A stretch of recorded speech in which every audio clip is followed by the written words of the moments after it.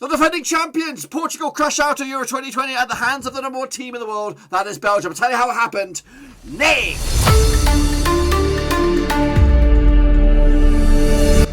That's right, folks, back once again with another match review. Looking back, of course, in the last 16 encounter, heavyweight encounter between the Belgians and the Portuguese. And we'll get to that in just one second. If you're new, where have you been, boys? Smash your subscribe and get your banger to date with all things Blackburn Rovers related, Euro 2020 related. Whoa! Football we're going to know here, boys. And the one Ruskies, that's right, of course, Cristiano Ronaldo and co. Bruno Fernandes. Oh, no more. It is, of course, the Lukaku, the Hazard show. And I'm not talking about Eden Hazard. We'll take a look at that in a minute. Big shout out to the VIPs. They are your patrons. And if you are new, smash the subscribe. So here we go. Let's take a look back then, shall we, at the game. Of course, some stats and figures to kind of bring us bang up to speed with, of course, Euro 2020. Of course, the Dutchies crashed out, and during them, it was the Portuguese. They also tumbled out at the last 16. After a game-worthy goal, not from Eden Hazard, but his brother from another mother. In fact, from the brother from the same mother. That's right, Thorgan Hazard. 42, not Thorgan Hazard with a 42-minute screamer to rip the roof off the net, really, and, of course, give the Belgians the belief that they're going to hang on in the end, which they bloody well did in the end. 58% possession, though, go in favour of the Portuguese as they try to get themselves back into it. But Ronaldo and co were not shooting today. They just didn't have that in their locker in a game. A very, very snipey game, very, very bitter, twisted, a lot of little dirty little tackles as both Portugal and Belgium try to hang on into this competition, but of course they not in the end. As you can see from that 58% possession for the Portuguese, they had 23 shots. Yes, indeed, 23 of them, 14 of them off target, just 4 of them on target. As for the Belgians, 6 shots for them, 4 of them off target, 1 of them on target, and that one went in the back of the net. We'll take a look at that in a minute. There's 42% possession as well.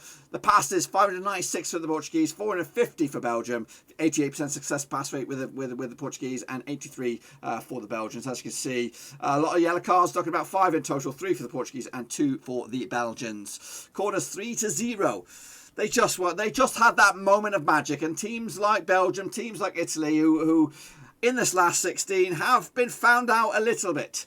But guess what? They're still in it, and they've still got a chance to go the distance on their very, very lopsided bracket once again, with the Danes and the Czechs already in the quarterfinals. It's now a heavyweight encounter, the quarterfinals. On this side of the bracket, it will be, of course, the Belgians taking on the Azzurri for a spot in the semi-finals. We'll have one of those bad boys in the semis, and of course, we'll have a look forward to the next round of matches in the last 16, which will make up the other side of that quarterfinal. But anyway, yes, it was a 1-0 win. A game, Portugal did try. They huffed and they puffed, but they just weren't clicking. Ronaldo wasn't clicking. They made some changes at the break, brought on Bruno Fernandes and Andre Silva, but they couldn't find the goals that was going to drive them into the. They did hit the post, a long ranger from Rafael Guerreiro, long ranger. That was the closest they could get.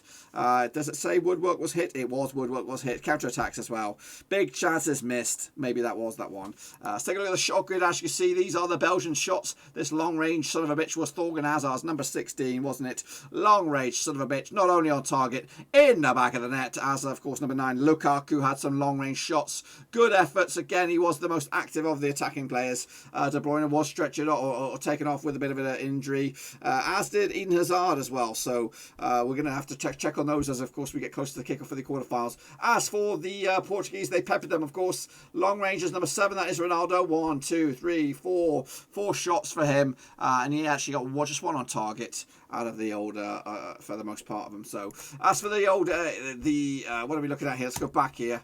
This is, so the Belgians are going to the right, and as you can see, they did not really penetrate that 16-yard area. The keeper very, very busy, and again, this upper left-hand side was very, very busy for the Belgians. As for the right-hand side, not so much, but again, a lot of grass covered by the Belgians. As for the Portuguese, again, matey boy Bruno Patricio between the sticks. They did have a lot of coverage, as you can see, spread out all over the place, even in the attacking third, and there was a bit of a hot spot right here for them as they try to break through that last man defence. The veterans of Vermaelen, Vertonghen and Alderweireld held firm in the end, up against the likes of a young gun Ruben Diaz, up against the, and of course, veteran Pepe.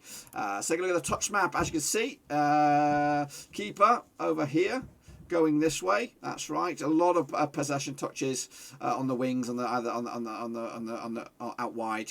As for the Portuguese, a bit more spread, a bit more varied across the midfield and in the lower part of defence here.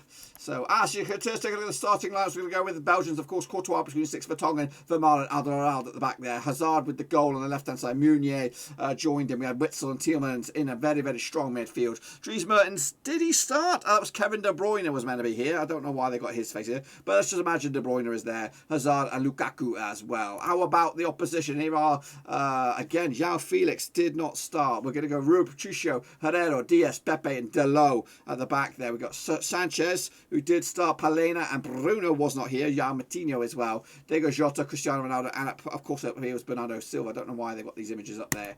Let's take a look at the subs then. Action. We did see Yannick Carrasco, who had a great chance to really put the game to bed late on. Leonardo Dondonacker as well, when Dries Mertens came on to try and change it up a little bit. As for the Portuguese, Bruno came on, Sergio Olivier, Daniel Pereira, João Felix and Andre Silva. They made 5 changes, wholesale changes.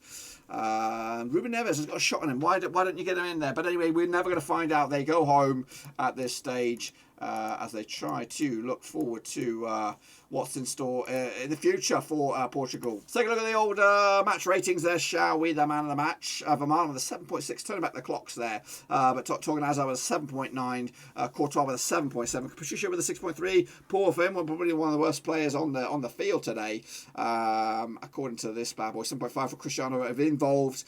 Of course, you can't say he doesn't care. 7.3 as well for João Palhinha in midfield. Renato Sanchez 7.2. Get himself in the spotlight. Liverpool linked with him. Maybe bring him back to the Premier League after his first flop. Belgium go on. They go on, and of course they got to. If they're going to win it, they go in it to do it about it the difficult way. You're going to take on the Italians next. We'll explore that in a second. Take a look at what's been said on social media then, shall we? Rocky Gill said last 20 minutes was simply end-to-end football. Full credit Portugal for continuously attacking to search for that equaliser. However, I don't understand how France, Belgium, Italy, España, Portugal can all be one side of the draw and the other is so weak, which raises questions about Euro 2020.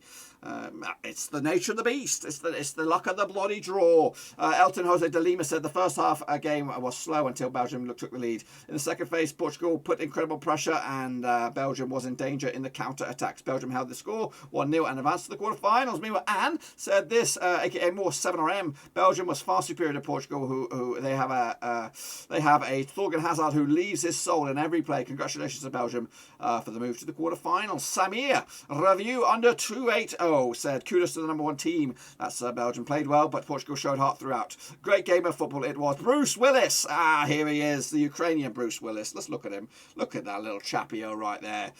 We like a bit of Bruce Willis. Supported Belgium and they did it. Portugal goes home. Well done, Belgium. Congrats from Ukraine. Galli said Belgium didn't deserve this win. Portugal played so much better. Portugal's the true winner of this game. Vettel's Blues, aka Bain, said unlucky for Portugal. I thought they were the better side offensively. Ronaldo, Sanchez were excellent, but the likes of Jota let them down. And Giomac said if Portugal had been leading 1-0 with 20 minutes left, they would have done everything to ruin the rest of the game. Diving, wasting time, and running into corners is their forte. Glad to see the back of them. That's Giomac. And again, if you're new, smash your follow, smash your subscribe, smash your little bell so you don't miss a bloody beat. Let's take a look at the situation over in the bracket. Here we go. Then so we do know the quarterfinal. We knew two quarterfinals of the 4. We have a zinger over here. It is Belgium. It is Italy, of course, and they'll be looking over their shoulders with the likes of France, Croatia, and Spain probably likely to meet in this side of the bracket. On the other side, the Swedes will take on Ukraine on Tuesday, and of course Germany and England lock horns as well to set up the other quarterfinal. As of course the Czechs and Danes are there. It is absolutely batshit crazy the state of this draw. With the heavy guns on this one, and of course lucky guys here like the Czechs, the Danes, the Swedes could also join them. It's laid out for either England or Germany to make a good crack of this to the semi-finals and beyond. But of course, anything can happen as it has done so far. Be sure to give the video some love and smash your thumbs up, smash your subscribe. Check the links down below on Twitter, Twitch, Facebook, and of course Patreon if you want to support the channel in another way. That's the best place to do it. It's the race to 25k. Can we get there? Of course, we're trying to get over the hump a little bit right here, right now. So make sure you give the video some love and smash your thumbs up, smash your subscribe. Check the links down below on Twitter, Twitch, Facebook, and of course Patreon as well. So make sure you check those bad boys out. But until then, so far the Belgians are on their way. They've got a cracker in store again up against the Italians. Hopefully we'll have a free-flowing game for that one. But what about the other end of the bracket, the Czechs against the Danes? We'll preview those in the next day or so. But until then, we'll see you soon. Smash the thumbs up. See you soon. Ciao for now.